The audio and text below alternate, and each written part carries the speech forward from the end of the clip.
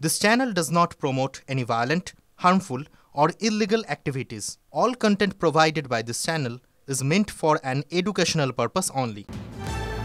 এবার আপনাদের সরাসরি আরজি করে নিয়ে চলে যাব। সকাল থেকেই আরজি করে পরিবেশ থমথমে।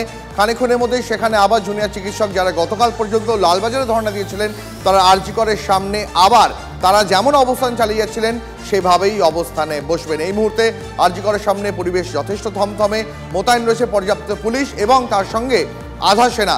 সেই আধা সেনা যে আধা সেনার সঙ্গে রাজ্য সরকার সহযোগিতা করছে না বলে বারবার অভিযোগ উঠছে।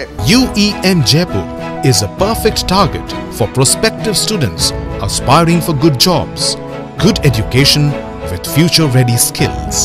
আমার সঙ্গে রয়েছেন আমাদের সহকর্মী দীপঙ্কর এই মুহূর্তে।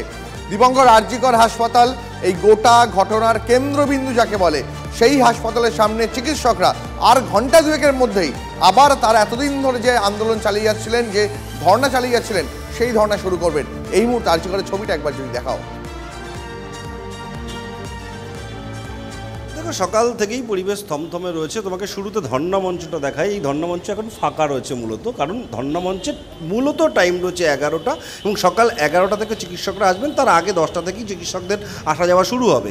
এর পাশাপাশি এমার্জেন্সির যে বিল্ডিং, সেই বিল্ডিংটা আমি একবার দেখানোর চেষ্টা করব যে এখানে কিছু মানুষ যারা রোগীর আত্মীয়, যারা ভেতরে পেশেন্ট রয়েছেন, তাদের যাওয়া আসা রয়েছে এবং আউটডোর না থাকলেও কিছু প্যাথোলজিক্যাল টেস্টের জন্য যে সমস্ত দূর দূরান্ত থেকে মানুষজন আসেন তারা আসবেন। পাশাপাশি আরজি করের এই ধর্ণা মঞ্চের সামনের যে গেট, আমি সুকান্তকে বলবো দেখাতে। এই ধর্ণা মঞ্চের সামনের গেট কিন্তু একদিকে সিআইএসএফ এবং কলকাতা পুলিশ দুজনেই রয়েছে, এবং যাতে নতুন করে কোনো বিপত্তি না ঘটে। এর মধ্যেই কিন্তু একটা বিপত্তি ঘটে গেল। কলকাতা পুলিশের একটি বাস, যে বাসের মধ্যে সিআইএসএফরা ছিলেন, সেই বাস যখন আসে তখন এই যে ধর্ণা মঞ্চের ঠিক ওই পোর্শনটায় এই যে গাড়িটা ঢুকছে ওই পোর্শনে গিয়ে ধাক্কা মারে, যার ফলে এই দেখো এই বাস কিন্তু হেলে গেছে এবং এই যে অ্যাপ্রন পরা প্রতিবাদী একটি প্রতীকী চিত্র রয়েছে সেগুলো সব পড়ে গেছিলো, যদিও সিআইএসএফের যে সমস্ত কর্মীরা আছেন তারা পরবর্তীতে ঠিক করে দেন।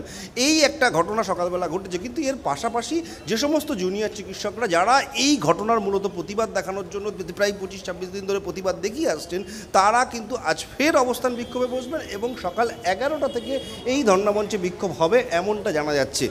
এই জায়গাতে নতুন করে যাতে কোনো বিশৃঙ্খলা না হয়, সেই দিকে যাতে সমস্ত দিক যাতে বজায় থাকে, তার জন্যই কিন্তু পুলিশ মোতায়েন রয়েছে প্রচুর পরিমাণে, তার সঙ্গে সিআইএসএফ রয়েছে। প্রসঙ্গত বলার, যে সমস্ত মানুষজন যারা দূর দূরান্ত থেকে আসছেন তারা কিন্তু এখানে বসে আছেন, অপেক্ষা করছেন। বিভিন্ন মানুষ বিভিন্ন কারণে এসছেন, সেই সব আমরা একটু যদি কথা বলার চেষ্টা করি তারা কী জন্য এসছেন। আপনি কোথা থেকে এসছেন? কোথা থেকে এসছেন?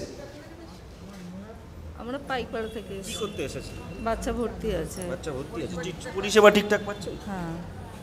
আপনারা কোথা থেকে? একই জায়গা, দুই বোন। আপনি? এই আমডাঙ্গাতে। আমডাঙ্গা থেকে। কি পেশেন্ট ভর্তি? না এই ডাক্তার দেখাতে। ডাক্তার দেখাবেন? কি বলছে? এখনো টাইম দিয়েছে 10টা না। তারপর দীপঙ্কর, যে কথা আমরা শুনলাম, রোগীরা তারা যারা এসছেন তারা বলছেন যে এই মুহূর্তে জুনিয়র চিকিৎসক, মানে অন্তত এমনটাই আমরা জানি যে জুনিয়র চিকিৎসক তারা যদিও তাদের ধর্ণা আন্দোলন চালিয়ে যাচ্ছেন, কিন্তু হাসপাতালে যারা সিনিয়র ডক্টর তারা হাসপাতালের যাবতীয় জরুরি পরিষেবা সেগুলি সচল রেখেছেন এবং রোগীরাও সেই কথাই বলছেন। অনেক ধন্যবাদ তোমাকে দীপঙ্কর।